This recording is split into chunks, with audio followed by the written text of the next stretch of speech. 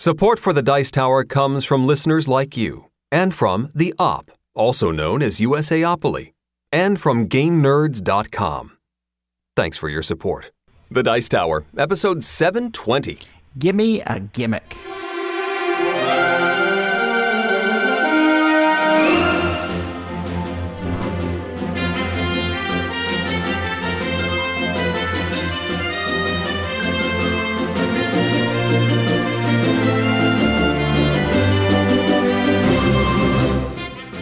Welcome to the Dice Tower, a podcast about board games and card games, and especially the people who play them. On today's show, Tom and I have played games with each other. Jeff plays games with monkeys, and our listeners have been playing games incorrectly this whole time. Finally, we draw you to the table with our top 10 gimmicks in games. I'm Eric Summerer, and here's your host, the Bob Costas of board gaming, Tom Vassell. Hey everybody, I'm Tom Vassell. Hey there, I'm Eric Summerer. Welcome to the Dice Tower, and I don't really got any kind of clever thing to say at this point in time, other than school is coming back. Yeah. I don't know why. I stopped by the store with my daughter today to pick up some food, and I saw the school supplies, and I said, doesn't that bring a warm feeling to your heart? Wow. Yeah. She was not impressed. No, my kids don't want to hear about school, although they were looking at like the last couple weeks of camp, and we have a family vacation coming up, and so it is obvious that things are moving towards school starting, but we don't start till the first week of September, so we have a little bit of time left. I keep forgetting that's the way it was when I was a kid. Down here, schools start earlier, but... Yeah, it's weird how different sections of the country have different schedules entirely. So I guess, I don't know whether that's good or bad. I guess it feels like we get a summer, but then we tend to go later into June than other areas of the country. I don't know why we're talking about school. We don't even have a school game. There's no transition here. Well, we can talk about a quick celebration. Yesterday, I got to celebrate the 100th episode of Dice Tower Tonight, which was a show that I started with you, Tom, back in 2017. That's right. Although, just to be clear, folks, it wasn't yesterday. It's yesterday as of us recording this. It's almost a week old, actually. But you can find it on the Dice Tower YouTube channel. You very much can. We played a lot of games with the chat. It was a good time, and I think it's still fun if you go and check it out, not live. Yeah, I'm seeing all over the internet, there's a lot of advertising. You know, a lot of these there's a lot of celebrations of 10-year anniversaries going on right now. I did my first review in 2002. So... Oh boy, you're going to have a 20 coming up? I don't know if it's like technically a 20, but maybe we'll do it. 20 years at the Dice Tower. Oh boy. You weren't even called the Dice Tower then, no, right? I think the Dice Tower as an exact thing started in 2005. Yeah. So I missed my 15th anniversary. Oh, well, you were busy. Yes. Well, anyway, folks, lots of things going on. So as Eric pointed out, we do have a video channel if you listen to this. And if you don't have time to watch the video channel, which I suspect many people who listen to this show do not, you can always look at dicetoweraudio.com. That's just like a podcast that plays the audio of many of the videos we have on our channel. With that being said, I would invite you to the Dice Tower retreats, but they're sold out. The Dice Tower cruise, I'd like to tell you about that, but that's almost sold out. Not quite, but it's getting close. And Dice Tower West, folks, stay tuned on our channel. The first week of August, we'll be making an announcement about the wheres, whys, and hows of Dice Tower West, and registration for that will open first week of September. All this is not that far away. Yes, time marches ever forward. I'm already planning the Autumn Spectacular. But the good thing about the Summer Spectacular is for the first time in 1.5 years, Eric and I were able to play games together. I don't even know if we played a game together at Dice Tower West. Did we? It was very small and brief, if that was the case. I don't think we did. I think we went and did our own separate things at Dice Tower West. I think this is the most games we've ever played together.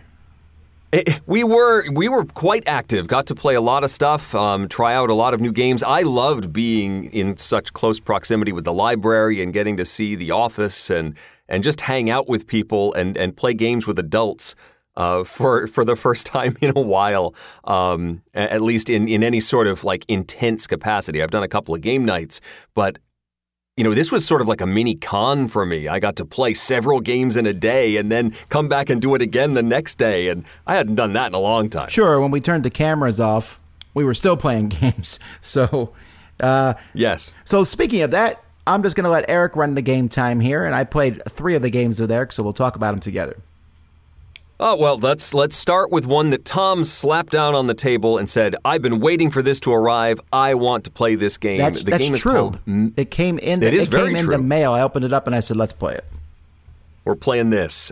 This is called Meadow. This is published by Rebel Studio. The designer is Clemens Kaliki.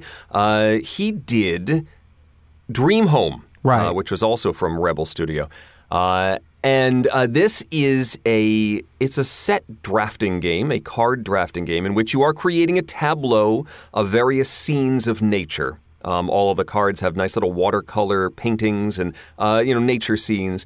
But there's a lot of unique aspects to this game. One is the way that you draw the cards, you draft the cards. Most of these cards are in a grid, and you can, for your turn, place one of your action tokens on the edges of this grid, and all of your action tokens have numbers on them. So if I place the 3 in a particular side of the grid, I'm going 3 spaces along the grid of cards and taking that particular card into my hand.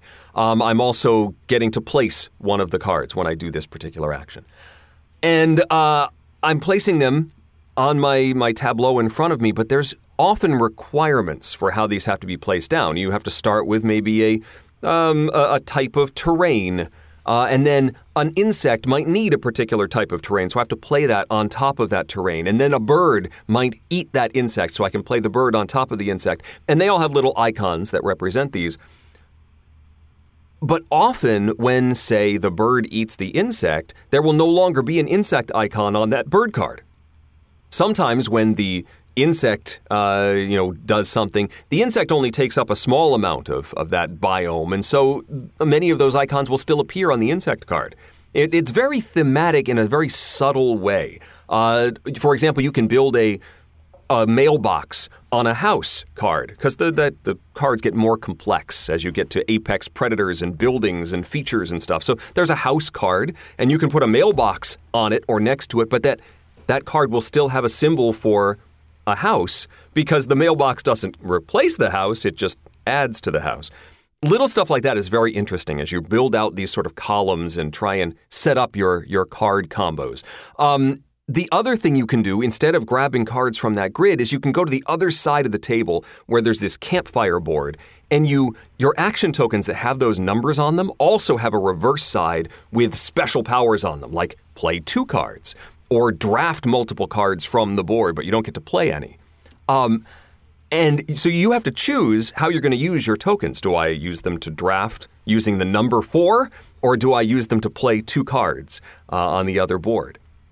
You're trying to get combinations of symbols to score points and bring out more and more different creatures. The more complex they are, the more points they will be worth at the end of the game. There's also landscape cards that you can bring out, and then once you've got those out, you can find objects in them and develop them, and lots of opportunities to score points as you add to your tableau. But there's a lot of really neat, brain-bendy, subtle aspects to this game that I really enjoyed.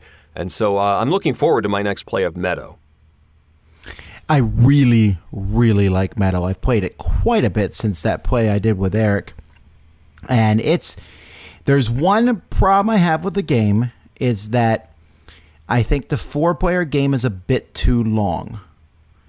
Okay. It has 8 rounds, and I think 6 would be much better. And I think the only reason it has 8 rounds is so that every player has a chance to go first twice.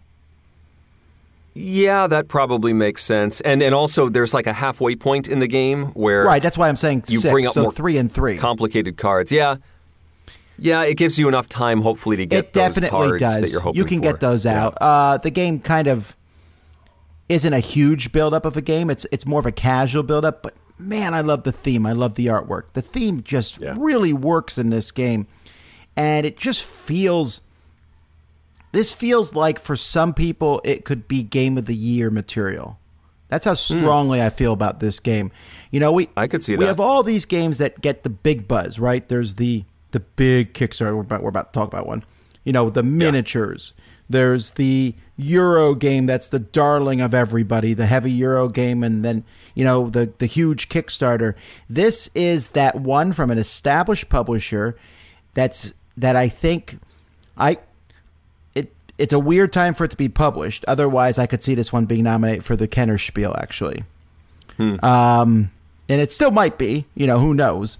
But I could see this showing up in people's top 10 of the year lists at the end of the year. I think it's that strong of a game. It's not overly complicated, but it's also not just paper thin. And every time, I mean, I can't tell how many times we play the game, and I'll say, this card goes on top of this card. Well, that makes sense. Yeah. You know, so I love Meadow. So very much, this one went straight into the Dice Tower library. Excellent game. Excellent. Next up is that large Kickstarter release that Tom talked about. This is Wonderland's War. This is a game from Druid City and Skybound Entertainment. It's designed by Tim Eisner, Ben Eisner, and Ian Moss. It is as you might guess, a Alice in Wonderland themed game. It is a area control and action drafting game. The game sort of split into two sections, two halves of each round that you're going to play. The first round is that action drafting. You've got the tea party, the table at the tea party, and each of the seats at the tea party has little actions, cards that get placed around the board, and you're going to take your leader character and move them as many spaces as you want around the board and take that card in action. So by taking a card, you might get to place some of your minions around the board for the second half of the round. You might get to draft more characters into your bag, which is also for the second half of the round. Just a bunch of cool actions. But you can't pass the start space of the table without risking some nasty stuff to happen. You have to roll a die and get some shards, which are worth negative points if you have too many of them.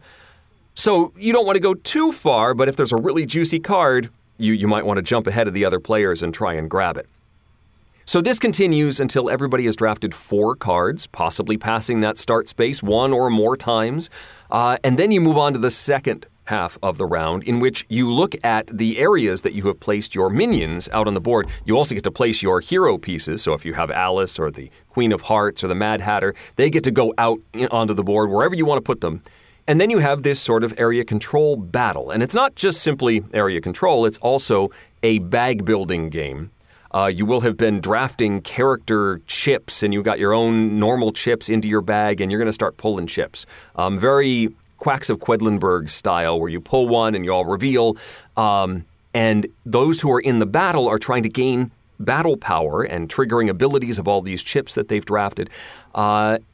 But every time they get a nasty chip, one of the bad chips, they have to remove one of their characters on the board. So every time, depending on how strong your presence is in a zone, you can hang on to the battle a little longer and hopefully hold out longer than your opponents. You won't be able to do that in every zone, but you might be able to do it in a few. And then you score points if you manage to last the longest or have the most battle power at the end of a round in a zone. You're going to score points for that zone. You're going to gain castle pieces that make it easier to do so in the future, and trigger all sorts of abilities. There's lots of stuff. That's a lot of asymmetric powers, upgrades you can do for your characters, and all that, the chips that you can add to your bag and remove other chips. Lots of cool stuff, mechanisms going on here. I like Wonderland's War. I don't know how much I want to seek out more plays of it. I don't think I'm hunting down a copy of this. It's not totally my style of game. I mentioned the similarity to Quacks of Quedlinburg. That is, it has a lot of the same buttons, but this is probably twice as long as Quacks. And I think I prefer that game to be a little quicker. And if you have really bad pulls, if you're just pulling the nasty chips and not getting those really powerful ones that you've been dying to pull out of your bag, then you're going to lose some major battles at the wrong time. And like I said, I'd much rather that happen in a shorter game than in a longer game like this one. Still, the version we played is deliciously produced, probably overproduced. The chips are wonderful. Yes. If you do seek out this game, I would recommend going for the upgrade kit that at least gets you the better chips because they're really nice. There are also miniatures in the full deluxe version. You don't necessarily need those. I would be happy with standees or something along those lines. But the chips are really nice in the deluxe version. But I like it. I think it's worth a play. It's worth checking out. Certainly look for it in the Dice Tower library if you're coming to one of the events. But I'm not going to seek Wonderland's War out. I think it's just a little too long for my taste. I don't know where I'm sitting on this one. I don't know. Well, I liked it, and I liked it better the second time we played than I did the first time. There are some issues. It's bigger than it needs to be. It's slightly longer than it needs to be, and it feels like it has one more mechanism than it needs to have. Oh, you said bigger. I mean, it barely fits on the table. Sure. Even with a large gaming-style table, this is a table hog. It almost needs... The board could have been maybe 2/3 the size, I think. Yeah. If you have one of those, small banquet tables, I don't see how you would even fit this on that. Especially not with 5 players. So, I don't know, though. I love the theme. I really, really, really like the move around the board aspect. Yeah, the early the card drafting part. I like pulling chits from a bag. Yeah. I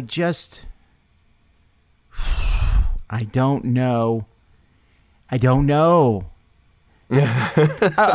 me phrase this. I like the game. I don't know how much I like it. It's one that needs more thought than normal. And you know what? I'm having very similar thoughts that I had these exact same thoughts about the last game that they did. So, yeah. I don't know. It's a cool idea, the Wonderland's War. There's a lot going on. It feels that the sides feel asymmetrical for sure. So, well, we'll have to see. Okay. So we just talked about playing a bag building game, a pool building game. I have another one of those. This is a racing game from AEG. It's called Cubitos. Designer is John D. Clare, who also designed Space Base. Is that how you say it? I thought it was Cubitos, but, again, I don't know. It's a made-up word. I don't know. There was no pronunciation guide. Cubitos. I don't know. I'm thinking Cubitos. Like they're toes that are cube-like because they're running. Anyway. That is a total made-up thing. It's a race game where you're trying to take your little blocky racing character and move them around a race board. There's lots of different layouts you can go with.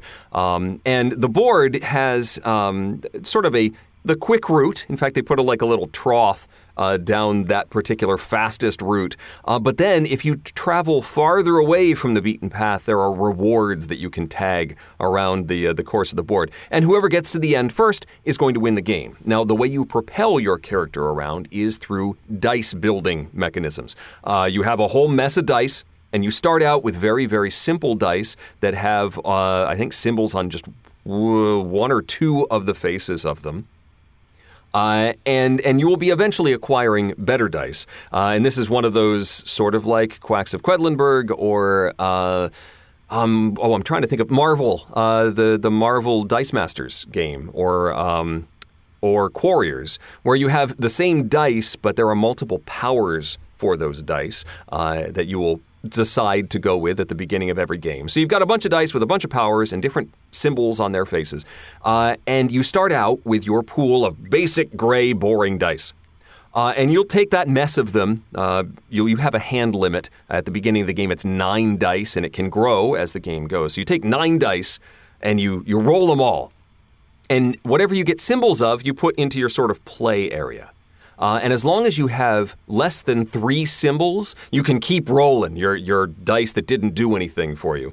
But once you have 3 symbols, you may continue going, but you risk busting. So at any point, if you already have 3 usable faces on your dice or more, and you roll and you get no additional faces. You get blanks on all the dice you roll. You've busted. You're not going to get anything this round, except you get to put your little character around a little mini fan track that gets you bonuses, sort of a consolation prize for the round. But if you didn't bust, you decide to stop, you get to trigger all of your little die faces. Some of those are footprint symbols that you can use to move around the board, and others are money that you can use to buy more dice. All of the dice that you used go into this sort of discard pile. You don't get to touch those for a little while until you need to draw more dice and you don't have any. And then you can take your discard pile and put them into your draw pile. All the dice that were blank from the previous round stay in your hand for the next round. So you'll only be adding another, say, 4 or 5 dice from your draw pile into your hand, and then you roll those and you start the next round, etc. It's this very specific cycling of the dice from zone to zone that does allow you to choose the dice you're going to roll in a particular round, but you sort of have to use all of your dice in your pool before you can bring new dice back around. There are abilities that, of course, can change that. This sounds very mechanical, and it is very mechanical. You have to be very specific about where you're putting your dice and rolling them and where they end up. But those offer some really cool decisions. And then you've got the racetrack where you're zooming around and trying to stay ahead of the other players and grab, maybe stray a little bit from the path and grab some cool bonuses that are very useful, like getting rid of those terrible dice in your pool or getting to move along that fan track without busting. I really like this game. I really, really, really like this game. I immediately ran out and found a copy, and I'm dying to play it with the kids. We haven't had a chance to do so yet, but I will probably talk about it on Dice Tower tonight when we get a chance to play it with the kids, because I think that they'll like it. I think my wife will like it. This has... I mentioned Quacks a couple times in Wonderland's War. I think Quacks of Quedlinburg, this hits a lot of the same notes for that, although this is a race game, whereas Quacks is sort of different in that regard. But it has that same pool-building excitement of trying to get the combinations you're going for, but you have almost a little more control over what goes into your pool of rolling. There's no nasty dice in this game. It's just a matter of whether the symbols you're looking for come up and whether you get a 0 on a particular roll. I love there's tons of cards and abilities for the different dice, and there's layouts of the track, and there's just a lot to explore here, and it's a lot of fun. I really like it. No matter how you pronounce it, Cubitos gets a huge thumbs up from me. All right, I'm going to throw some water on Eric here for a brief moment in time. And let me tell you, though, this is an interesting one for me. I gave this, I just looked up my rating. I gave it an 8. Okay. That's respectable. I may drop it to a 7. It is slowly waning for me. So there's a couple reasons why. Me and Eric already had this discussion. Well, first of all, Eric didn't have to deal with the terrible boxes in the game. I took your advice. I immediately ditched those boxes. Did you try to build one, though, to prove me wrong? I feel like you would have. I fiddled with it just a little bit. I trusted you on this one. So it comes with these cubic boxes that are supposed to hold the dice, although they're way too big for just holding that small amount of dice. And then you're supposed to take the dice out of this cardboard box, and the box has a recessed lid that the dice then have to sit in, but some of the sets of dice have more dice than can fit in that recessed lid, and so they fall out, and then eventually you're like bending the cardboard. I think it's so that all of the cardboard fits in the box very tightly. Is that the case if you have them assembled that way? It sort of creates a lower level of the box. But I'm just following Tom's advice and getting plastic containers and just using those. Okay, well that's kind of minor anyway. That's just a piece, right? My concern for the game is I'm noticing the more I've played it, it's difficult to catch a runaway leader in the game. By difficult, it's almost impossible sometimes. There is a catch-up mechanism. I didn't mention that. There's like little red lines around the board, and the number you are away from the leader, you get to use more dice on that particular turn. Yes, but that's not really a catch-up mechanism. It just gives you a couple extra dice, which you could still easily bust. You know, the biggest problem for me with this game, and I found this out as I keep playing games of it, is I take all these cards and I'm like, all right, I'm going to pick the cards for this game. And I'm going through and go, nah, that's not interesting. Nah, that's not interesting. There's a lot of cards I don't find interesting. This is the very opposite of games like Dominion, where I think every card is interesting except maybe 2. Okay. And there's a lot of cards that are interesting for the same color die, Yeah. And I'm gonna wait to see Eric come back from his kids with this one, because I don't think this game is as intuitive as you think it is. I think that whole cycling thing, if it was a bag, if you threw the dice in a bag and pulled them from a bag, that'd be simple. But moving around in your board, and when you bust, you get to put the dice back, but you don't, you keep dice in your hand, and I'm finding that every time I teach it, I'm like, this is a pain in the neck to teach. You played with 3 top-of-the-line gamers. Okay. No, yeah. I'm serious. There's a difference there. So we'll see. Maybe I'll come around on this. Maybe they'll release some more cards for the dice. Okay. But I'm wondering. This is a game I love the concept of a ton. Yeah. It's just not feeling like a race to me currently. I don't know that I've played a game yet where the person who wasn't in the lead, say 2/3 of the race, didn't win. I mean, I had rounds where it looked like I was way ahead and my opponents caught up. And then beat you. Almost pulled it. Well, it was a tie. We actually did the tiebreaker rules where we both crossed the finish line at the same time. And I managed to pull ahead on the next turn, just barely. All right, well, let's revisit this after you play it with the kids, and we'll see what happens. All right. All right, the last game Eric's talking about, I did not play, so I'll just shut up now. All right, well, maybe I can convince you. The game is I doubt it. It's called Subastral. This is one of the latest from Ben Pinchback and Matt Riddle. It has art by Beth Sobel, a lot of landscape art in this game, and it's from Renegade Games. Subastral if you look at the cover of this, it looks like it's a sci-fi space game, but the name Subastral is below the stars, which means that it's about biomes on Earth. It's a card game where you are drafting these cards that represent different biomes. There is 8 different biomes. There's like tundra, and there's conifer forest, and stuff like that.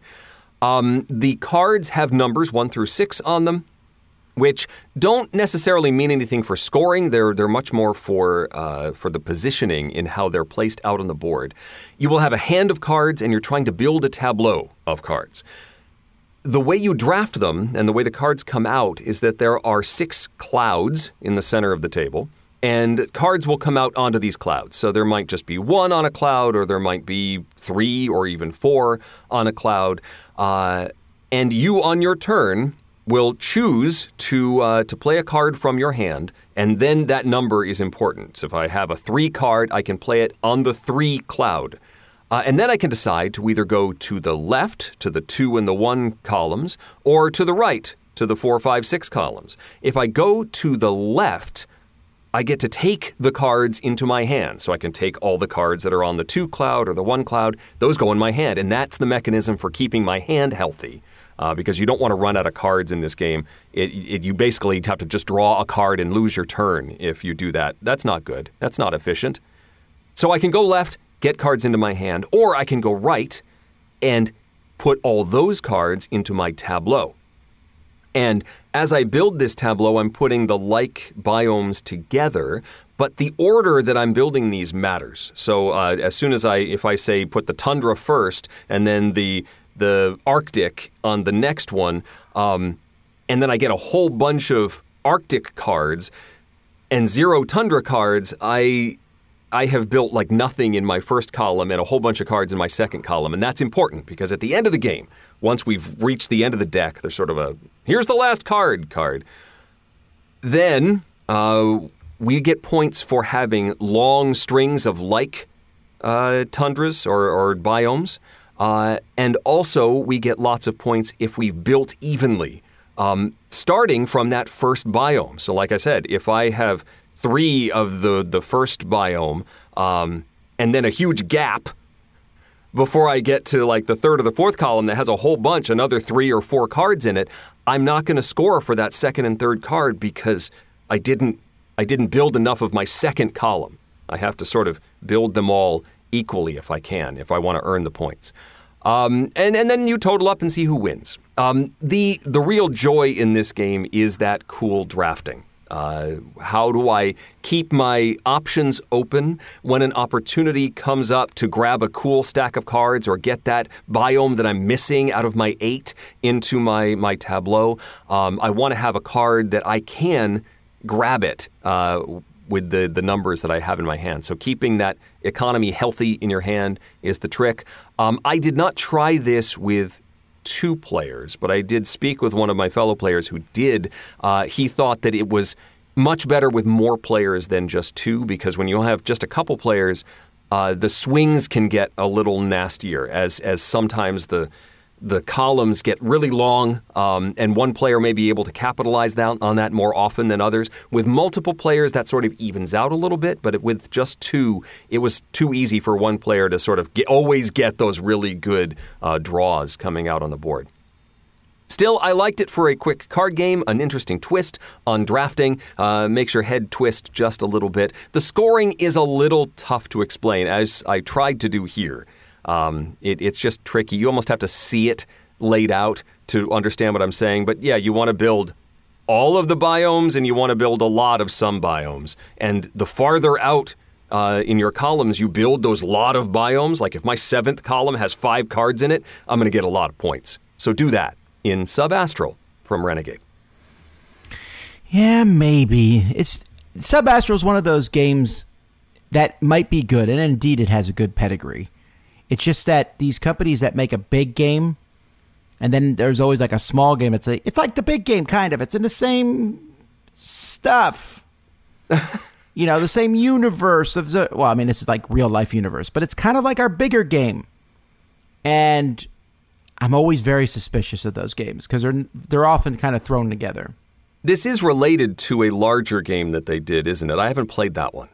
I think so, which is why I'm cautious, because I played The Search for Planet X, and at the same time they made a little card game, which I forget what it was called, and I played that, and I was like, well, that's can I go back and play Search for Planet X?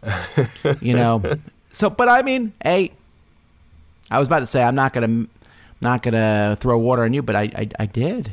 You did earlier, but you don't have different justification for doing so. I want to be going back to Cupidas. I'm not saying the game's bad at all. I'm still saying it's good. I'm not as loving it as much. That's all. Okay. Well, you should give this one a try. It goes by real fast. This is a nice, filler weight game to try out. All righty, let's listen to Jeff. 3, 2,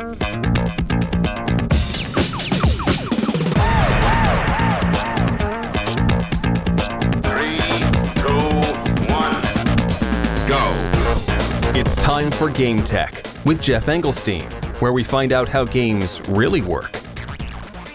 I always find it fascinating when games are used to explore the way the brain works and the biases that we all have. I find it even more fascinating when those games are taught to animals. In this Game Tech, I'd like to take a quick look at 2 studies, both of which involve teaching games to monkeys. Now, in the first, researchers at the University of Rochester taught monkeys to play rock, paper, scissors. However, they didn't have them make the hand gestures. Instead, they trained them to stare at a specific spot on a computer screen to select their chosen symbol. The computer then chose for themselves, and if the monkeys won, they got some fruit juice. A loss, no juice. 2 male monkeys participated in the study, referred to as Monkey E and Monkey F. First, they had them play against a computer that's selected randomly for each game. After many plays, both monkeys ended up with very similar strategies. They both had a dominant pick, with a second that was picked occasionally. For Monkey E, it was 53% paper and 39% scissors, and Monkey F chose 71% scissors and paper 24% of the time. Now, weirdly, neither monkey liked to pick rock, 8% for Monkey E and 5% for F. Now, since the computer was playing randomly, any strategy that the monkey picked would do just as well as any other. It's interesting that they both ended up in a similar place with a similar style of strategy. It seems that they basically stuck with their main pick, but if they lost a few times in a row, switched to their second favorite for a few rounds. Now, once the monkeys were pretty set in their styles, which took a couple of days, the researchers mixed things up a bit. They changed the algorithms to tend to take advantage of the monkey's playstyle. It started to play more rock against monkey F, who liked scissors, and more scissors against monkey E, who liked paper. What would they do? Well, over the course of the next few days of playing the game, they adjusted. Monkey E was much quicker, adjusting his playstyle over the course of 100 games. Monkey F took much longer, over 400 games to adjust, but he got there eventually. You actually start to feel for Monkey F as you read this research paper. He was consistently slower to react to all of the different algorithm changes that they threw at the monkeys. However, he did eventually get to a similar performance as that smarty pants Monkey E. Now, the second study was also done at the University of Rochester, but this time the monkeys were trying to predict the result of a coin flip, and again by looking at specific spots on a computer screen to make their selection. The researchers wanted to see if monkeys were subject to the same fallacy we see in humans, the hot hand idea or the gambler's fallacy. We are really bad at separating past performance from future predictions for items that are not related. The best example, which I have talked about in game text before, is roulette. Now, in roulette casinos, if you've been there recently, casinos have large displays at roulette tables that show the results of the past 100 or so spins. A ton of stats are shown, like what percentage were red or black, specific numbers, first third, last third, whatever. But of course, all of this information is useless. It does not help you win in any way, shape, or form. Each time the wheel is spun, it's completely independent from all of that stuff that came before. Well, it turns out that monkeys gamble like humans. The monkeys were all way, way more likely to select whichever result won last time. If heads won, the next time they were much more likely to pick heads. If tails won, they picked tails. Now, regardless of what the monkeys did, what strategy they chose, they would get the same number of rewards because it was a true random coin flip. They could just pick heads over and over and over again and do just as well.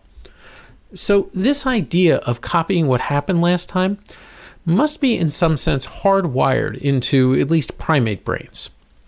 And in a way, I guess that makes sense. Much of what we encounter in the real world is correlated. It is not just disassociated and random. If you get attacked by a jaguar in one spot or by doing a certain behavior, like jumping up and down loudly on the ground when you're by yourself, it's a pretty decent chance that if you do that behavior again or go to that place again, you'll get the same result.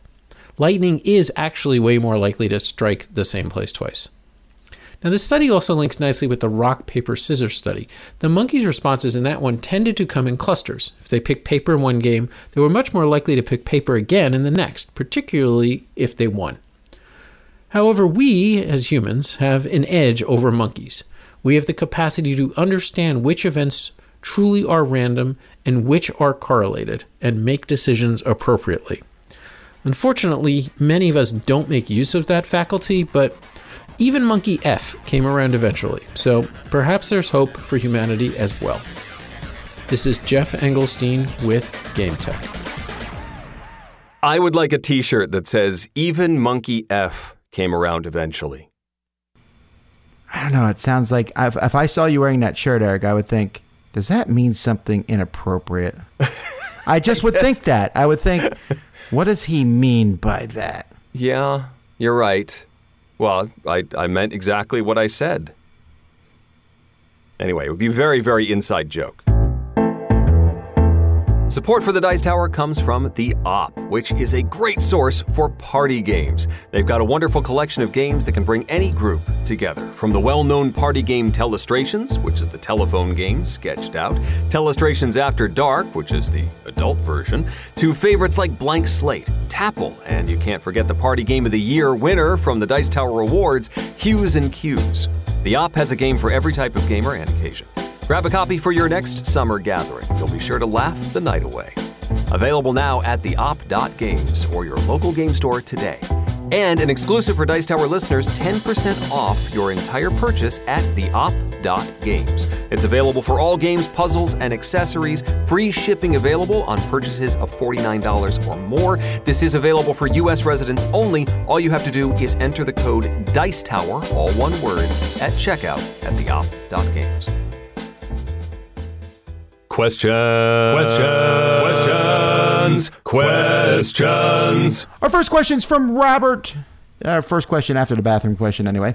Robert says he was playing a game and he was watching a playthrough of Indonesia, and the merging of companies aspects seems so unique.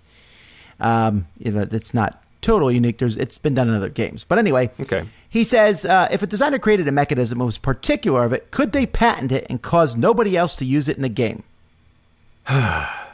Some have tried, if I'm not mistaken. Well, But- the answer to that is pretty simple. If you have the money of Wizards of the Coasts, Sure. you can scare off people, but the courts have ruled that you can't patent mechanisms of games. Yeah. Oh, but the other question, which I wanted to talk about here, is he said, Robert says, let's say you played a game 30 times, a small, quick game like Santorini, and you find out you were playing a rule incorrectly. Huh. This is like the most fantastical thing I could hear of. I don't know how this would happen, but yes. It seems weird to me. But he says it would be personal, but what are your stances on those previous plays not having happened because of the correct play, and therefore the person never having truly played the game? So, for example, he said in Santorini, he watched a playthrough of Santorini, and they never put a cap on another level beside the top, and he was playing you cap any level beside the ground. Oh. Which would okay. change the That game tremendously. Very much would. Like, to Yeah. a point where you wouldn't even... It's not the same game at all. Like, this isn't Right. a minor, very obviously could be missed in the rule book thing that any person could do. This is a clear, erroneous rule. right. That's kind of where I'm leaning with this. That Anyway, is where you're saying, yeah. So he says, okay, so, well, first of all, I don't know that it matters. Like, No. like if you come in like, I played the game 30 times. You did not, sir. I'm going back on Board Game Geek and I'm deleting all my logged plays. But I These know what don't he's, count. I know what he's asking. Like, did you really play the game if you played a major rule wrong? How's that? Well, okay. I mean, yes, you played the game, but I would endeavor to play it by the correct rules from there on forward, right? I think that's what any person should do if it's actually correct, and then I would verify it for sure. Sure. I think if you played it 90% correct, you at least can say you enjoyed that 90%. Actually, that does sound like a god power. Like you can cap buildings at any level. It might be. Maybe it's just a variant. But yeah. There you go. Then he says, what's the most difficult game? This is their opinion, obviously. It could be mentally to grasp, difficult to beat, or anything else you can think. I guess I'm assuming we'll talk about board games here. Well, sure. I mean, it really depends on what you call difficult, because there's a lot of games that you can really destroy your game very early on. I'm thinking of most of the Splotter titles. Food Chain Magnate, you can make an early move that just puts you out of the running entirely. Age of Steam can do that. I'm in the middle of an online game of Dungeon Pets, and I totally didn't understand it. It's been a long time since I had read the rules to that game and had never actually played it. And I made a move very early on after getting a pet and I made it disappear into another dimension, and I didn't realize I was going to do that. And now I have no pets, and the game's called Dungeon Pets, and I can't get any more pets. Anyway, that's not what I was thinking of, though. I'm thinking of a game where you just get very overwhelmed by all of the choices very early on in the game. Something like A Feast for Odin, I have felt that way, that overload. What the heck am I going to do? Or Carnegie, where you're just faced with a whole menu of possibilities right at the beginning of the game. And, I think those, even out to yet? me, are the most difficult games. Which game? Carnegie? Carnegie's not out yet, is it? Earlier editions, I think, came out, and there's an online game on Board Game Arena that you can play it. Eric is cool. Thank you. I'm going to keep that one. I'm going to assume you're not talking about cooperative games because that's a very different story here. We could talk about the top 10. That could be a top 10 list, the top 10 most difficult cooperative games. For me, the hardest game for me to play is Go, actually. And it's not even that it's not rules heavy. Because rules heavy games, I can sit there and I can be like, this is a slog. But I will eventually get them. Go has only a few rules, but I find it to be just so overwhelming. A guy will put a stone in a board and be like, Yeah. And I'll be like, what did you do? I don't know what the difference between putting the yeah, stone there was and anywhere else on the board. Yeah, I would Korea, freak out. They had a channel, about Go, and they would put stones in the board, and they'd be like, flip, flip, flip, flip. And I don't know anything that just happened. It was. I just find that's my personal overwhelming game. Just to be clear, because this sort of thing happens, I'm not asking for anyone to explain and teach me Go at a future convention. I'm okay. I'm serious. I'm okay being overwhelmed.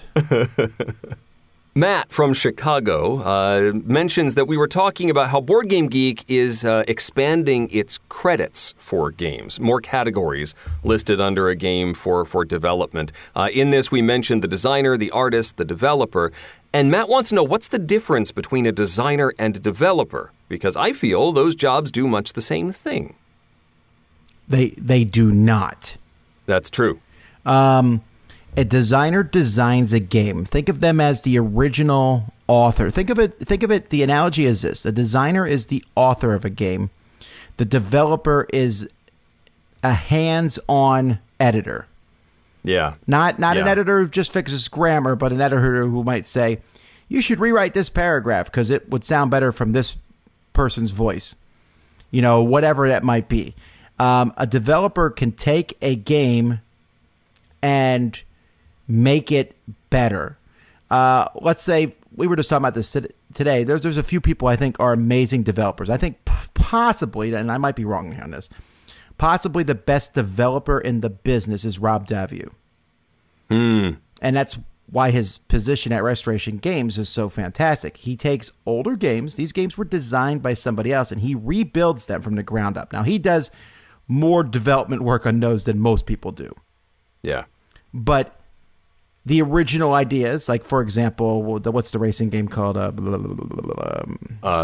Downforce. Downforce is not his game. It's Wolfgang Kramer's original game. But he developed it and made it into the just excellent version that it was. He took Star Wars Epic Duels and developed that into Unmatched. And, he took Fireball Island, a simple kids game, and developed it into a full-fledged game. Right. Now that's like extreme development. But there are developers that say will play a game, and it's like, ooh, should do this, do this. The problem with developers is we'll never know for sure how much they've done. They don't get the credit and the glory, and I don't know that they should. Yeah.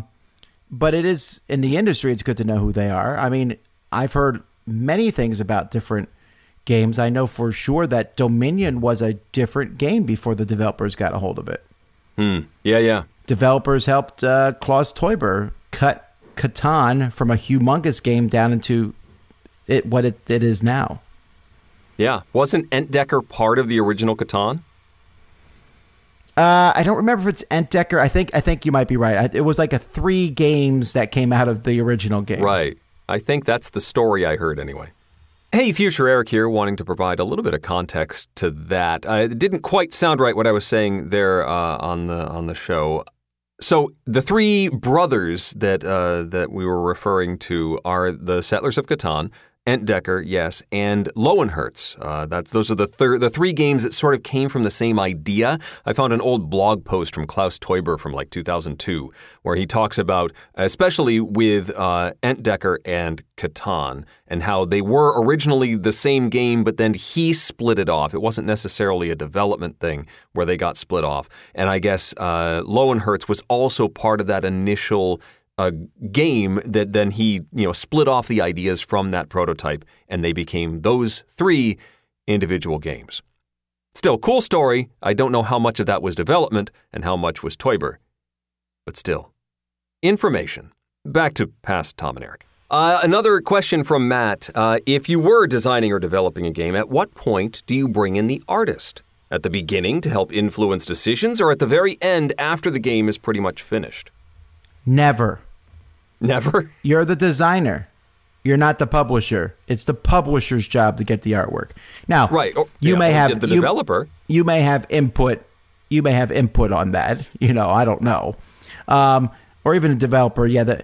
At what point do you bring the artwork in? I don't know. I would bring in the artwork after the game's been pretty much designed. I'm I'm sure artwork has influenced how a game has been designed in the past, but I would not plan on that. Yeah, I wouldn't say the artwork. I know some games have been inspired by artwork. I think Scythe is one of those. Sure. But I think you want to, because art is expensive, you don't want to have to redo art very much. So you'd like the game to be closer to finished so that you're not, say, eliminating a mechanism that somebody just spent a lot of time designing art for. So I think it is closer to the end, but I think they, because art takes time, they probably bring in the artist sooner rather than later so that you can finish it along with the rest of the production process. All right, our next questions are from Colin. He says, when we go through a top 10 in the podcast, one of you will name a game and the other will respond that it was his number 11. Is that game literally the 11th choice? The Just Missed official cut? Or are you usually saying it as a general statement that you agree with your co-host? Just not enough for the game in question have made your list. And then he says, when you create your top 10s, how many slots do you fill? Do you do 10? Or do you include backup games that add in slots 11, 12, 13? Well, for one thing, when we say that it's our number 11, that is absolutely the truth. No variation whatsoever. It is always the 11th game on the list. No, I mean, that is sort of it's our way of saying that almost made the cut. And it may be 12 or 13, but it was very close to being in the top 10, which is where I'll say. It's weird. I mean, sometimes I really do mean it was 11. Actually, a lot of times I mean that. Because the way that I make my list is I'll make a list of anything that I feel is eligible for the list, and then I will narrow those down into, I'll just start circling title. This has to be on the list. Oh, I really want this on the list. And then count, see what I've got. And usually I'll have maybe 7 or 8 games, and I need to find 2 more. Or I've got 11 or 12 games, and I have to figure out which ones to eliminate. And that's where, when that happens, then I absolutely know that game was number 11 because it was the last one I took off the list. Or if I'm faced with 2 slots and 3 possibilities for it, then I know that number 11 was the one that didn't make the cut. So usually I know, if not formal, whether it's 11, 12, 13, etc., but I know that a few were just on the cusp. And so saying that something's 11 is not that far off accurate for me. Yeah, I don't usually make, actually I shouldn't say, the only time I do it is each year when I make my top 100, I will go all the way up to 300 in actual numbers. Wow. Just because I find that amusing for myself. But for each top 10, as soon as I have the number 10, I'm done. I have those other games on that scratch piece of paper. I do the exact same thing Eric does. I write them all down, circle the ones that will make it, add a few, subtract a few, done. Then take the 10 that I have left and number those. Sometimes I'll write the list down and I put number 1 next to me, the very obvious choice. But I don't I'll then sometimes keep start counting with the out first past few 10. or the last. Yeah. Except for, I'm sorry, in the end of the year, I always go to 20 for myself personally. Okay. Sebastian says, there were and are a lot of downsides to the world crisis, but the silver lining, at least for me, is that I've played more board games than ever since the crisis started. We do weekly online sessions where normally it would take about a month to get the crew together. And playing board games online has its issues, from server issues to numerous bugs in online board games, but we also found a lot of upsides, more specifically the way games help you along a more streamlined game. For example, in Ticket to Ride, showing the cities you need to travel from and to, or in Terraforming Mars, show you your available moves, where you can place your cities, etc. Same goes for games like Istanbul, Scythe, and even Waterdeep. We even mused that when we play in real-life board games again, we'll take our laptops to one location and keep playing online. I've heard of this actually happening. I don't remember it was a listener or whether somebody on Twitter talked about it, but that has certainly happened. Does that feeling resonate with you too? Are there games you used to play at the table but are now reluctant to because the online experience was far more streamlined? No. No. The only exception to that might be Werewolf. But Look, online is great. I'm glad it exists. There might be some games I don't bring to the table that because I might just play them on my iPad, it's faster. Terraforming Mars comes to mind. But no, I love people. I want to be back with people. I still think I'm going to continue playing online games. Well, obviously, pretty we frequently. watched you do it when you were at my house. Everyone else is eating lunch, and Eric's playing 67 games. It wasn't 67, it was 12. And everyone was still eating, and so I made my moves on Board Game Arena. That's only the polite thing to do. Everyone was waiting for me to make my moves. And so I'm not saying made it them. wasn't polite. I'm not even saying it's bad. I'm just saying you definitely like doing it. I do. Last question from Sebastian. A year of working from home will probably change the way we work forever. Will a year of online board gaming change gameplay needs forever? Could it be that there will be a higher demand for games with smoother experiences? I don't understand games that that take question. less. Well, it's sort of like will the gaming tastes of in real life gaming be changed by the social situations that we have had to adopt over the past year and a half? I don't think so. Like he I'm says, not sure. Games that take less prepping, less counting, less double checking rules. I mean, I want that anyway. I don't think the coronavirus had anything to do with that. Right. But I can answer his question here. There are some trends because of coronavirus. Definitely, almost every game in existence now, for good or for ill, most of the time it's good, but sometimes it's not, has a solo variant. Yeah, that's true. I think party games have taken the possibility of playing their game over an online interface into account. Really? It's that I disagree on. Like, maybe 3 did it. That's not a trend. I think we'll probably see more games that are able to be played online that way. Maybe. I don't know, Eric. That's just my feeling.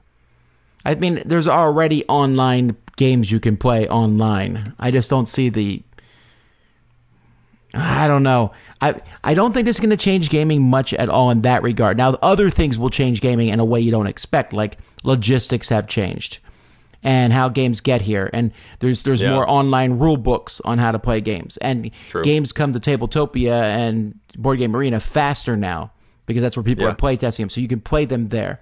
But actual board game design, I haven't noticed anything so far other than the solo game thing.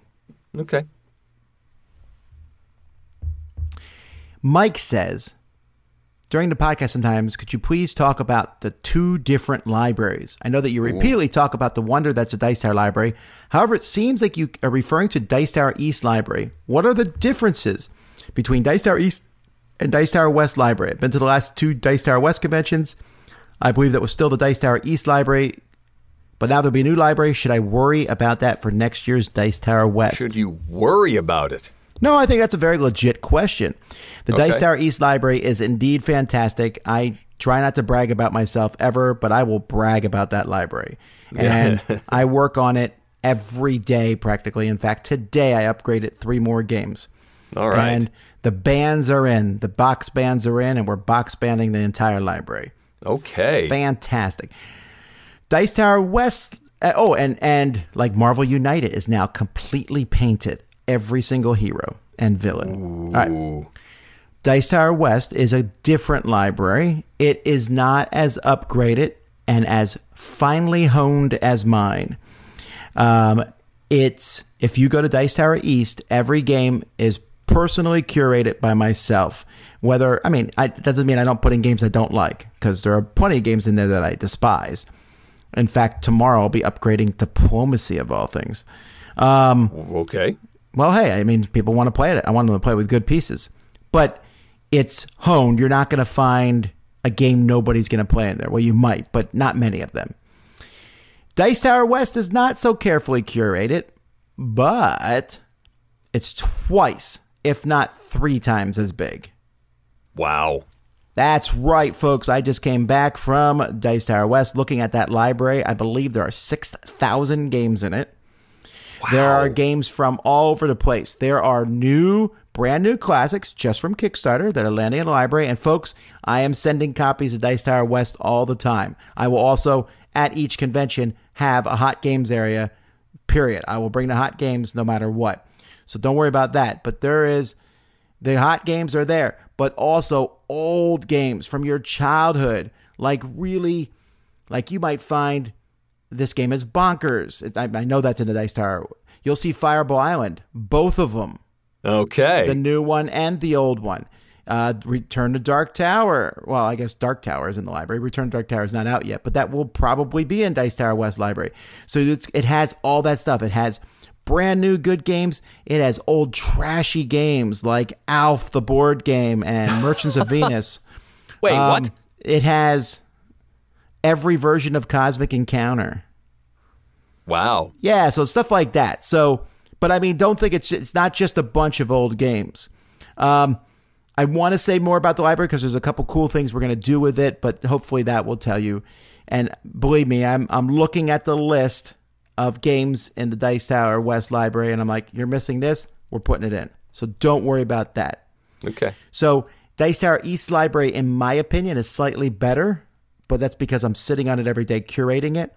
Sure. But the Dice Tower West Library, we're trying to make that the biggest library at any gaming convention there is. It's a Las Vegas-sized library. It's a Las Vegas library, yes. There you go.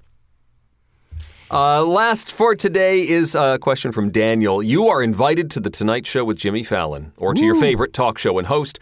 You get to talk about one game each. What game do you choose? I'm thinking more about the game he's going to play with me on the show. I like that stuff he does. I want to play one of the party games with Jimmy. I would probably choose Pandemic. I'm deleting that from the final podcast. What? I would pick Pandemic. Oh, what a great suggestion, Tom. No, I was thinking about this. Like, I would probably take whatever game I was in the mood for at that point in time, like some hot, welcoming game that I thought people would like. Right? That's what I would take. Yeah. But right now, I would take Pandemic. Sure. And I would say something like, just like they beat the pandemic in this game, we can do it in real life. I don't know. I would say something along that line. I would be very positive. I wouldn't do it in any negative way. Like, we're all tired of this. Like, but in this game, we're beating it, and it's a fantastic game. Right now, that's what I would choose. But maybe in another year, I might pick Ticket to Ride. I might pick Century Spice. I don't think I would pick Century Spice Road because I don't think that has that zing look to it. Yeah, I might pick Splendor to show off with the chips. I don't know if I'd pick that one either. A party game, maybe? Codenames? Yeah, that's a good one. Just one. Just one would be good. That would be one to play with you're Jimmy. Right. Actually. Just one would be a great one to show off. Something that would get people excited and that they might just go buy right then and there. Yeah. So, Jimmy, you know where to find us, right? Just give us a call. Our next guest, famous voice actor and co-host of the Dice Tower, Eric Summerer.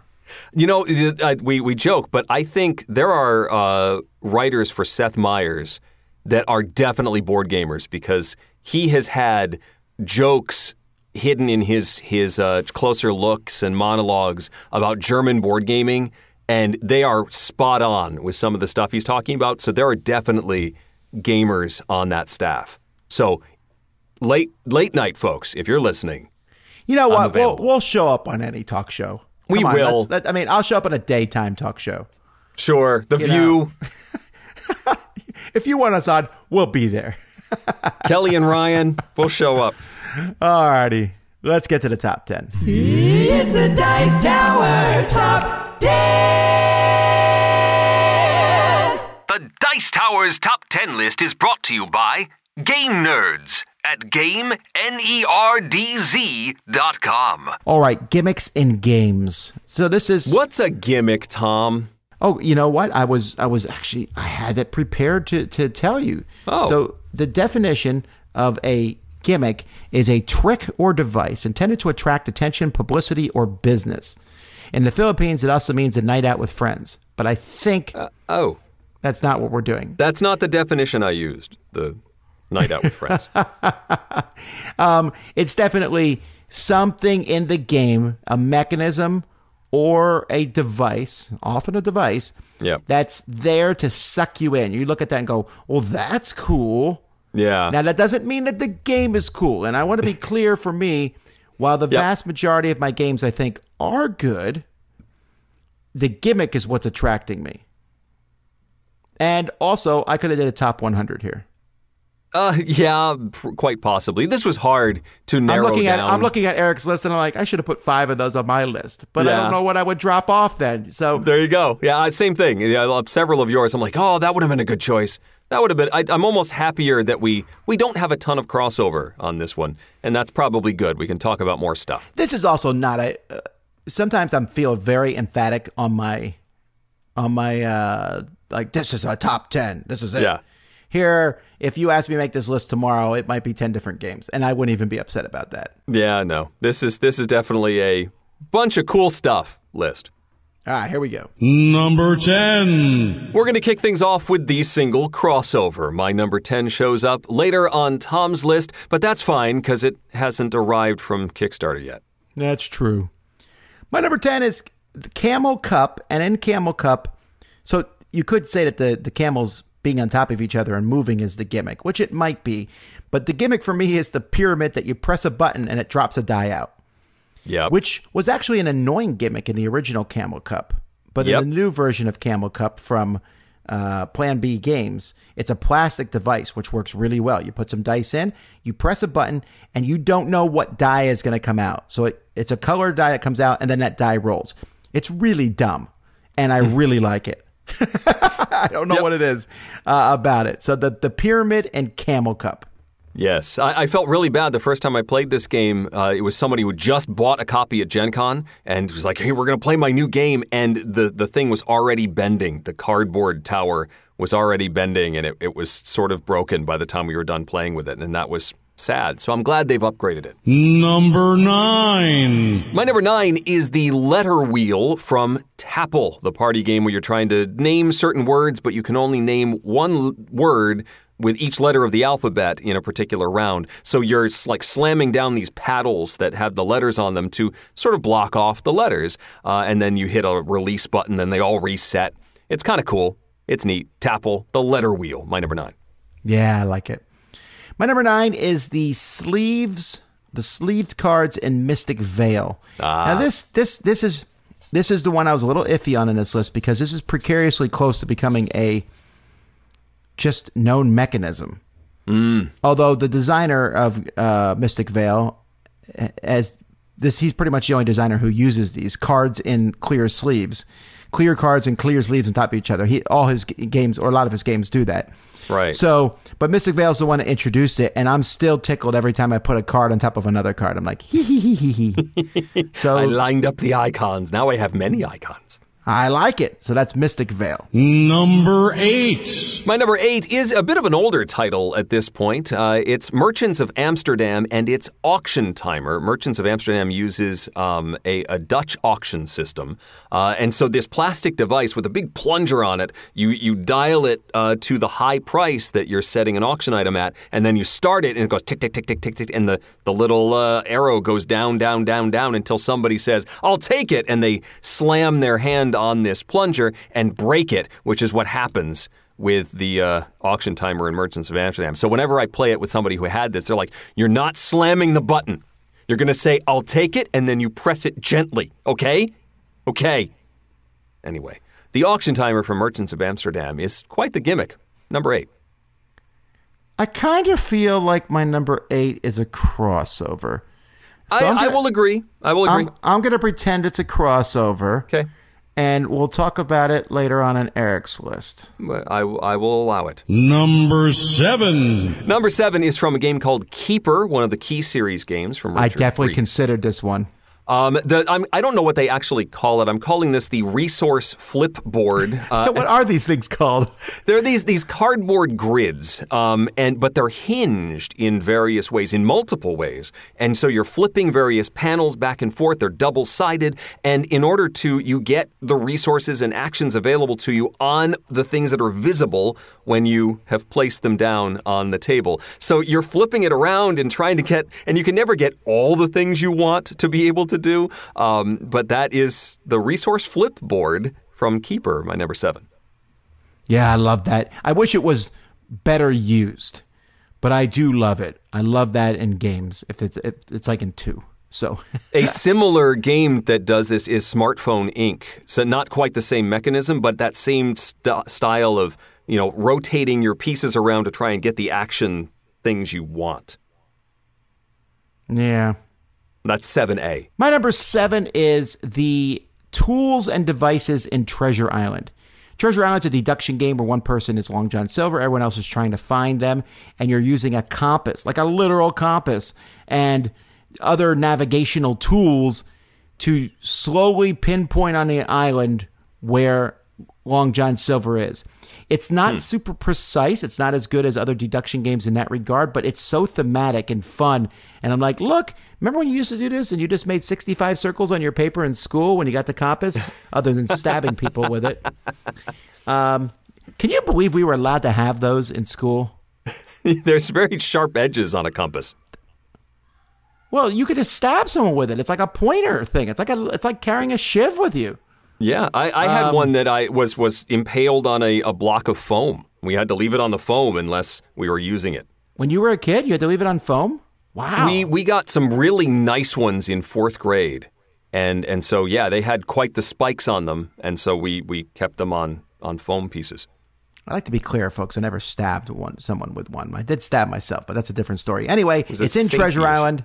It's my number 7. Number 6. Most of the items on my list are for some sort of physical gimmick. This is a mechanical gimmick, a mechanism in a game. That is the self-teaching deck from the Fable games from Freedom and Freeze. One of my favorites is Flee, a cooperative one, but Fortress is one of these. Fortune is another. You don't have a rule book in the game. You simply put the deck on the table and start flipping cards. All the instructions are either on the backs of the cards or on the cards you discover, and it teaches you as you go. And you'll play multiple rounds, and everybody has learned the game. And I think it's a really cool design concept and a neat gimmick for teaching these small box card games. The self-teaching deck from Flee, Fortress, and many other Freedom and Freeze games. Number 6. I do like this a lot. All right, my number 6 is one of the most talked about gimmicks when it was first announced, to the point where we don't talk about the gimmick as much now in the game, but before it came out, it was like the thing, and that's the gears in Tzolk'in. I remember when that first was shown off, my mind was like, what? Gears that turn and turn other gears. Now, it turned out to be not as amazing, and in fact, Tzolk'in is a fine game. Yep. And the gears is actually used quite well. It's once you play it, you're like, that's not really a gimmick, I guess. But it does draw you in. The first time you see Tzolk'in, you're like, what is this? Let me sit down and see this. You get to spin this, right? Well, yes, but very slowly. But I love it. I think it's clearly a gimmick. So Tzolk'in, my number 6. I mean, there's certainly other timing issues that the central gear does, but you could have just as easily, I think, moved everything down one. You could manually have moved stuff, but it does make sure everything is synced in a way that would have been difficult without those gears. They are very cool. Number 5. My number 5 is an old school classic. It is the Pop-O-Matic Bubble from the game Trouble. The Pop-O-Matic was used in other games as well, but Trouble's really the only one that really landed. It's a simple little bubble encased die, D6, and you push down on it and it pops and the die rolls. It means that the die doesn't get lost. The die is always with the game, and it is pretty good at randomizing, I think. At least I haven't really had issues with any copies of Trouble I've encountered. And it's just fun to do. It makes a cool noise and you can, I want to pop the bubble. Good times with the Pop-O-Matic Bubble from Trouble. Number 5. I do love that Pop-O-Matic Bubble. All right, my number 5, the whole game is a gimmick. Sure. And that's Drop Mix. Yeah, so if you don't know what Drop Mix is, it's a big musical making machine that it hooks up to your phone or some electronic device and plays songs through it based on cards. You drop these cards in different locations and you drop a beat. And the songs are a very eclectic mix. They have everything. I mean, they got, what do they have? They have Casey and the Sunshine Band. They got the Transformers theme. That was a promo. Sure, but I mean, at this point, the whole game's hard to get, so I don't care what. Have fun trying to get it. But it's definitely a gimmick, and the game is nothing to write home about. It's like an Uno variant almost. But the gimmick brought me in and kept me messing with it for a really long time. Drop Mix. I do have the slightest bit of regret. There was a window when, because originally this was like a $100 game, and there was a window where they were getting liquidated, and I could have grabbed it, and I didn't. And I do sort of regret not being able to play with Drop Mix, because it's quite the gimmick. Number 4. Number 4 is sort of a variant of a very popular gimmick, the Dice Tower, but this is a cube tower from Wallenstein, where you will throw units represented by these cubes into this tower, but it has slats that sort of block the cubes, and so the cubes will get stuck inside this tower, and whenever you have a battle in Wallenstein, you throw in the new cubes, and out might come some of those cubes, but also other ones that are hiding in the tower and have been for several turns, and so you never quite know what's going to show up out of the cube tower when you play Wallenstein. It's my number 4. Yeah, I almost put this on my list too. Here's the thing. I think Cube Tower is closer to an actual really good thing over gimmick. I don't even know anymore. Whatever. It's on Eric's list. Great choice, Eric. If only there was a modern variant to it, though. Maybe. Okay, so yeah, this is Eric doing a segue here. So my number 4 is Return to Dark Tower, which has this amazing tower. So many of you have probably played Dark Tower as a kid, or at least saw it with this electronic tower going crazy. So this tower has been redone into I'm going to say monstrosity, but I don't mean that in a negative way, but it's definitely gigantic. It dominates the table. It does. It hooks up to an app, and it spins around, drops skulls out. It lights up. Oh, it's crazy cool. It's definitely a gimmick. You know, the box for Return to Dark Tower would be quite a bit smaller without it. Yes. So yeah, that's what brings you in. The cooperative game and the developmental skills of Rob Daviau, as mentioned earlier, will probably keep you in, but it's the tower that draws you. And Return to Dark Tower was my number 10. I left it so far back on the list because we haven't seen the final version yet. So although I got to play a prototype game at PAX a while ago, I haven't seen where it's going to end up. But you throw skulls into the tower, and it has slats and baffles and stuff, and those skulls can bounce back out at various points in the game and cause nasty stuff to happen to your villages. So it's very similar in some ways to that cube tower from Wallenstein. So I was not totally wrong with the segue. Number 3. My number 3 is from Forbidden Sky. It is the rocket. The object of the game in Forbidden Sky is to connect with these actual electrical pathways, a circuit from one end of the rocket through various cards and structures around the board to the other end of the rocket. And if you do that successfully, you've completed the circuit, and the rocket will actually light up and make a blast-off sound. It's one of the best dramatic finales to a game that you get in a board game. It's pretty cool when you actually get it to work, and a nice reward for completing Forbidden Sky. It's my number 3, the rocket. This is the only one I'm disagreeing with Eric on, and it's only because it doesn't work as well as it should. Really? It doesn't. The gears don't always line up as nicely as they should. The game was also terrible, but so was Trouble. So I'm not holding that against it being on the list. I don't know. I thought this sounded so cool in theory, and it didn't work as well as I wanted it to. Okay. It's never failed for me, so I swear this episode is not sponsored by Restoration Games, but here we have Fireball Island. Now, are you talking about Volcar, or the island itself is the gimmick? Volcar is the gimmick, baby. Although the island it's all the same, right? Volcar dropping a marble in the top and having it roll down the chute. And you know what? This was the gimmick of the original Fireball Island. As a kid, when I first saw this, I had to play it. Like, I had to... I mean, if you watch the YouTube channel, you know I'm a big fan of marble racing. And I had to have a game that marbles went rolling down a board. That was phenomenal. When I finally played it, I was like, oh, it's not that great of a game. I like the new version much better, and it also does things like lets you flick marbles and do all kinds of things, but nothing beats Volcar. Yeah. Putting a marble in Volcar and seeing it come down the board.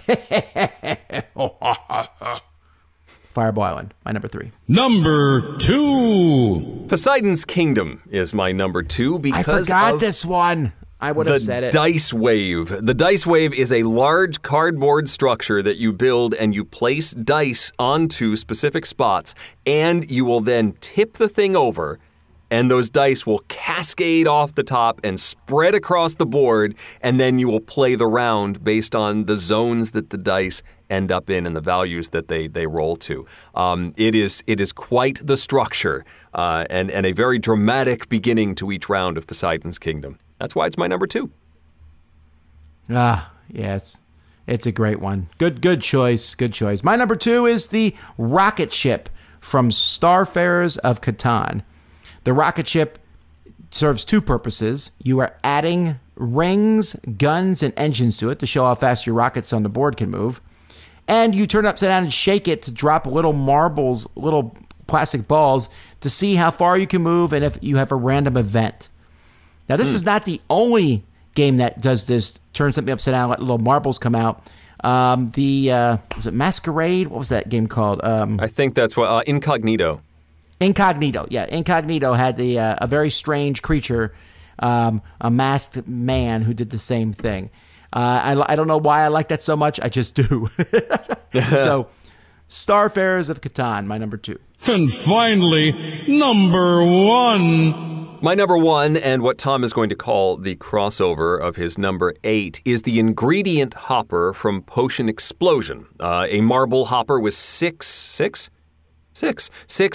troughs. That you are you dump the ingredients up in the top, and they sort of cascade down and percolate into the rows that you will then remove marbles from, and then those cascade down and cause explosions. Like, the whole mechanism of the game revolves around this hopper, and they've improved it over the years. There's now a plastic version of the hopper. It used to be cardboard, but it really just fuels the whole game and works quite well. Tom had the slight variant for his number 8, but my number 1 was Potion Explosion and the ingredient hopper. Yeah, actually, I think the ingredient hopper and Potion Explosion is cooler than the one I was talking about in Gizmos, where there's 1 marble row. I mean, you got to say 6s. But see, the Gizmos, it's better randomization. Potion Explosion, I think so. It's like almost a gumball machine. Yeah. Yeah, I don't know. I like both of them. They're both fun. Again, plus, in Gizmos, you sometimes are drawing from the inside the hopper, like blindly, or you can choose from the 6 that are available for you to actually pick one out. So mechanically, they work a little bit differently. They're both very cool. All right. I believe my number 1 is a definitive gimmick in a game. Yeah, I considered it. If you take this gimmick out of the game, there is no game. You have nothing. And in fact, no one even plays the game. They just play the gimmick, and that is Mousetrap. My kids play the actual game. Do they? They do. They played it at Dice Tower Con and said, we need to get a copy of this, and ever since they've played the actual game. That is hilarious. Yeah. Don't get me wrong, I love Mousetrap and putting that together. It's just a game I was like, meh, but I love building that thing together. You know what? My son would love this game. Maybe I should get Mousetrap. I wonder if it's like, is it still sold? I mean, it's got to be still sold, right? Oh, yeah, you can still get it. I don't think the design is the same. I think they've tweaked it over the years. I just did a search for Mousetrap, and I need to put Mousetrap game. Yeah, you're gonna get different stuff. Oh, this looks cheaper and not as good. Yeah, I mean, I think it probably works better. Who knows? It's hard to say whether they've refined it so that it works more reliably, or if they've just given up and they're making it out of cheaper plastic now. Oh, they're definitely making it out of cheaper plastic. Come on, we're talking about Hasbro here. The edition that I got maybe 5-6 years ago has worked pretty well. So this actually looks the exact same, but then again, I see 2 different versions of it. Let me click on the other version and see what the differences look like. Oh, there's no. They've kept the iconic elements. So there's, I think there's always a man in the rub-a-dub tub, and there's always a boot kicking something, and the zigzag down the ramp. Oh, yeah, this one has a slight difference in it. Okay, interesting. All right, let's go to People's Choice here. Don't forget, folks, you can go to our website and always vote on the next People's Choice. People's Choice number 20, Treasure Island. Number 19, Mystic Veil. Number 18, crossbows and catapults. Good choice. Well, there. sure. But again, without that gimmick, there'd be nothing. Number 17, cash and guns. Foam guns are definitely a gimmick. 16, Escape, the Curse of the Temple. I would say the gimmick soundtrack there is the gimmick. Yes, 10-minute. 15, Nidavellir. I guess What's it's a the gimmick. gimmick? Well, you're playing coins and I don't know. Okay. Number 14, Risk Legacy. Tearing up stuff. That was the gimmick. 13, Cleopatra and the Society of Architects. Plastic pieces. Before that was cool. Yes. Yeah. 12, the corruption tower. The Mind. No I guess talking. The Mind's gimmick is no talking. 11, Colt Express. The train. Massive train in it. Yep. 10, Return to Dark Tower. 9, Starfarers of Catan. 8, Shogun. That has the cube tower that Eric cube mentioned tower. for Wallenstein. 7, Chronicles of Crime. I guess QR codes. QR codes is the gimmick. 6, Wingspan. Is Wingspan just put into games at this point? Do people just vote for Wingspan no matter what? What's the gimmick? Is it the birdhouse dice tower? The eggs? I guess. I seriously think some people just vote for Wingspan every time. I'm going to... wrong. Okay, number 5, Ejected. Mousetrap. Number 4, Gizmo. Number 3, Just one. Gizmo, sorry. Well, okay, fine. Gizmo. Number 3, Everdell. The tree. Yep, I Yeah. considered that. Number 2, Fireball Island. And number 1, Zulkin. Those gears. All right, man. I like to... I mean, like I said, I could talk about gimmicks and games all day long. And I know gimmicks seem to really irritate some people. You know, It's like, usually that's used just as a gimmick. pejorative, but yes, a gimmick can really draw you in. Gimmicks work on me. They definitely do. If you're like, this game has magnetic stuff, I'm like, it does? Show me more. I mean, This board talks. It knows where your fingers are touching it. What? yeah, you're definitely a sucker for gimmicks too. We I definitely am. cross over in this regard. Well, do you remember what was the Reiner Knizia game that the board knew where you were touching it? It was like a King Arthur game. King way back Arthur, when. except it didn't work right, and people had to lick their fingers to make it work. And it's like, okay, we haven't really seen that again. Anyway. Alrighty, folks. Well, there you go. That's another episode of the Dice Tower. Thanks so much for hanging around. As always, I hope you all have a fantastic day. Come back and listen to our next episode. But until then, I'm Tom Vassell, I'm Eric Summerer. and you've been listening to the Dice Tower. Thanks for listening. Promotional consideration has been provided by game publishers in the form of review copies of games. This episode number 720 was recorded on July 22nd, 2021. Mandy and Suzanne take the controls for next week's episode, and in 2 weeks, Tom and I will be breaking down our top 10 city games. This podcast is sponsored by listeners like you. Thank you for your continued support. And speaking of support, the Jack Vassell Memorial Fund is dedicated to providing support to members of the board gaming community in their hour of need. If a catastrophic event has become more than you can handle, find out how we can help at jackvassell.org. The Dice Tower is produced by Tom, Mandy, Suzanne, and Eric, with assistance from Rob Searing, Chris Yee, Mike DeLisio, and Roy Canada. Pubs that are welcoming to all mouth parts are brought to you by Taverns of Teef and all. Timothy Pinkham composed our theme, and hosting is provided by Game Nerds, your all-in-one solution for all your nerdy needs at GameNerds.com.